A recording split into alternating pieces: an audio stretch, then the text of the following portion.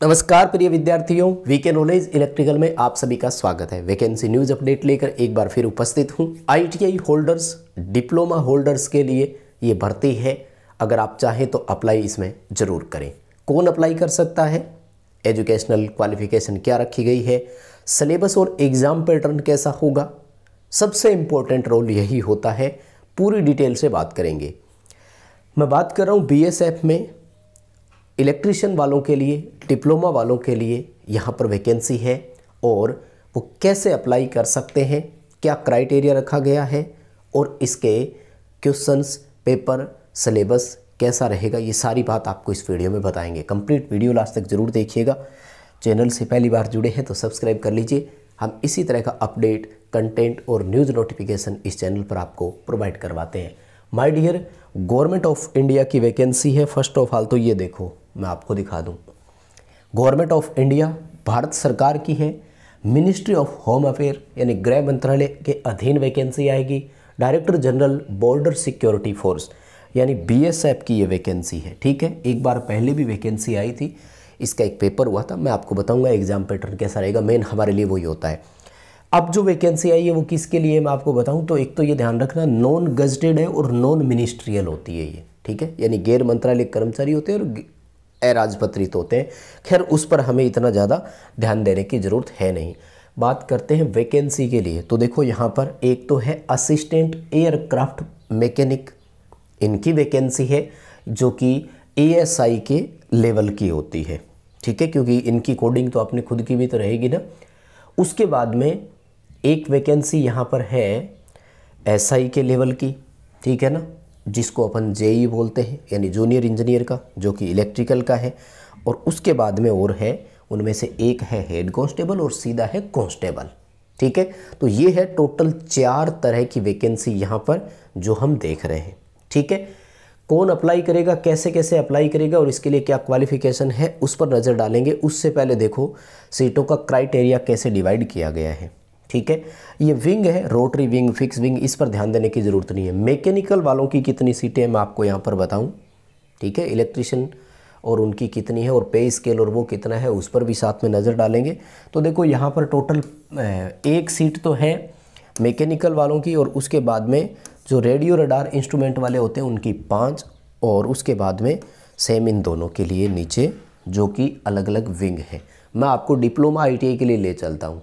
तो देखो my dear student, ये है आपके लिए सबसे पहले, क्योंकि जनरली आजकल बच्चे बोलते हैं कि आप डिप्लोमा वालों के लिए भी बताया करो। तो ये देखो, एसआई जूनियर इंजीनियर इलेक्ट्रिकल जो है ये है डिप्लोमा वालों के लिए, यानी जिसने पॉलीटेक्निक कर रखी हो 3 साल की, उसके लिए है। टोटल सीटें हैं माय डियर आपके लिए 9, जिनमें से अनरिजर्व कैटेगरी की सीटें हैं 5। अब अगर आपके पास है डिप्लोमा तो तैयार हो जाइए, अप्लाई करना ही है।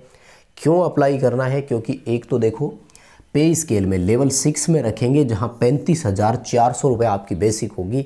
डिप्लोमा वालों को ये बेसिक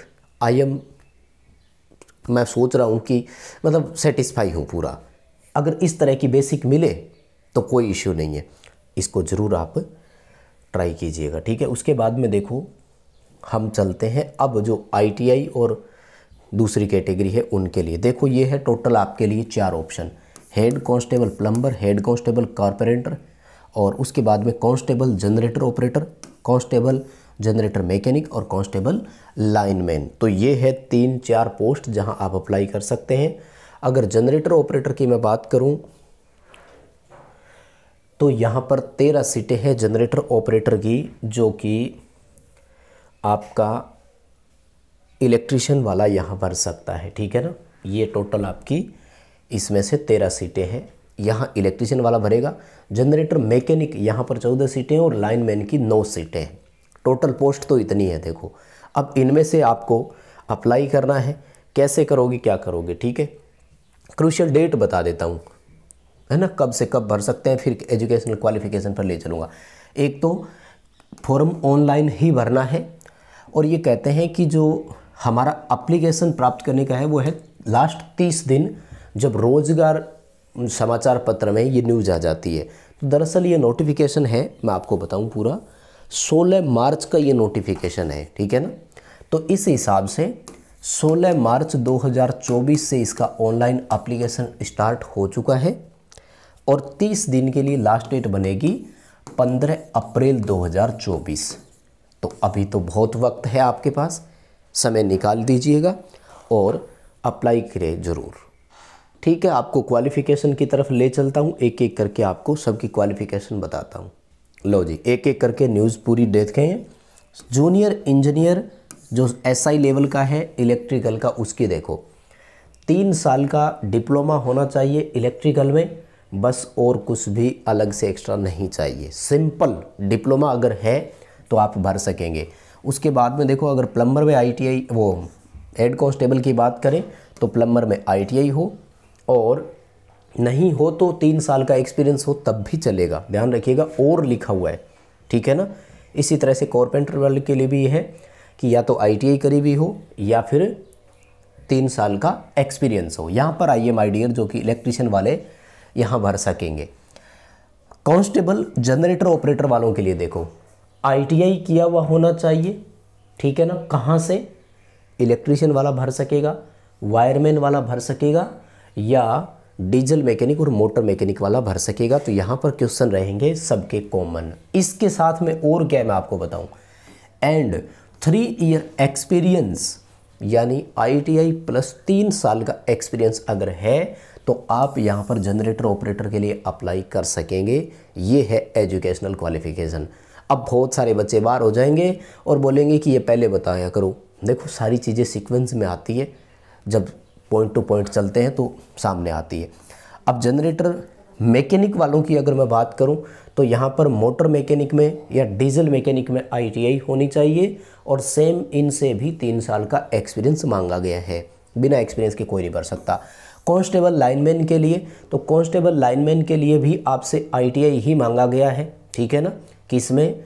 इलेक्ट्रिकल में, वायरमैन में या लाइनमैन में। इलेक्ट्रीशियन, वायरमैन या लाइनमैन की जो एक पर्टिकुलर ट्रेड होती है, उसमें भी अगर आपने किया हुआ है तो आप यहाँ पर एलिजिबल है और भर सकते हैं। एज क्राइटेरिया की बात करें तो देखो, 28 वर्ष की एज, यानी 18 से 28 वर्ष जो ASI लेवल का है उस पोस्ट के लिए है। और जो दूसरे है सब इंस्पेक्टर जो इलेक्ट्रिकल वाले, वो 18 से 30 वर्ष तक भर सकेंगे। जो डिप्लोमा थे ना 18 से 30 वर्ष, ये ठीक है ना, बहुत बढ़िया एज इन्होंने दिया है।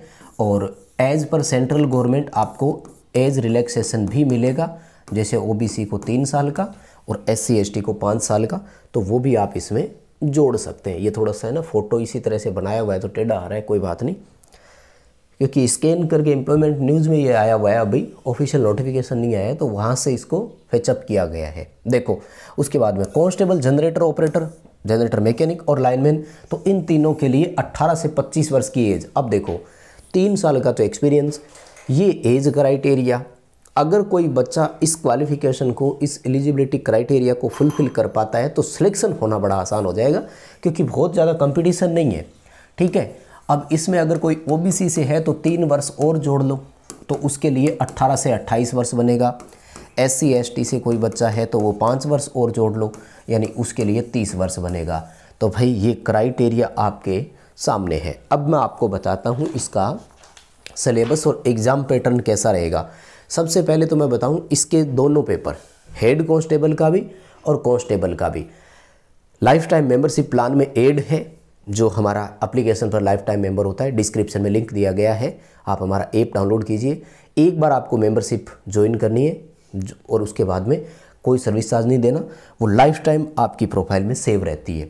तो अभी जो इसका पेपर हुआ था, प्रीवियस पेपर के अकॉर्डिंग मैं आपको बता रहा हूँ, इसका कांस्टेबल का बता रहा हूँ मैं, दोनों का ही था वैसे तो, ITI वालों के लिए बच्चों के हिसाब से मैं बता रहा हूँ। तो आपको टोटल 120 मिनट का समय मिलेगा और 100 क्वेश्चन आएंगे, यानी 100 क्वेश्चन 2 घंटे में हल करने हैं। क्वेश्चन का सिनेरियो कैसे रहेगा, 60 क्वेश्चन तो आएंगे टेक्निकल का, पूरी तरह से ट्रेड का रिलेटेड होगा। तो इलेक्ट्रीशियन को जो लाइनमैन के नाम से है उसमें पूरी तरह से इलेक्ट्रीशियन के क्वेश्चन है, बहुत ईजी है, पेपर आपको यूट्यूब पर हल करवा देंगे, ठीक है, कोई दिक्कत नहीं है। और उसके बाद में देखो 20 क्वेश्चन आएंगे रीजनिंग के और 20 क्वेश्चन आएंगे जनरल अवेयरनेस के, जिसे आप चाहे तो जनरल नॉलेज भी बोल दो। ठीक है, ये रहते हैं इसमें क्वेश्चन, कोई नेगेटिव मार्किंग और वो नहीं है। फॉर्म फीस की अगर मैं बात करूं तो फॉर्म की फ़ीस मात्र 100 रुपये ली जाएगी। किससे? अनरिजर्व से, EWS कैटेगरी से और OBC कैटेगरी से। रिजर्व कैटेगरी फीस से मुक्त रखे गए, उनसे कोई फीस नहीं ली जाएगी। और ये सिलेक्शन का क्राइटेरिया है, पेपर पास करो, बहुत आसान पेपर आता है। पिछले पेपर का आप लेवल चेक करना, बहुत ही इजी रहेगा। उम्मीद करता हूँ भर्ती से संबंधित जुड़े सवालों के जवाब आपको इस वीडियो में मिले होंगे। वीडियो लाइक ज़रूर कीजिएगा, चैनल सब्सक्राइब करिएगा, वीडियो अपने दोस्तों के साथ ज़रूर शेयर करेगा। बहुत धन्यवाद।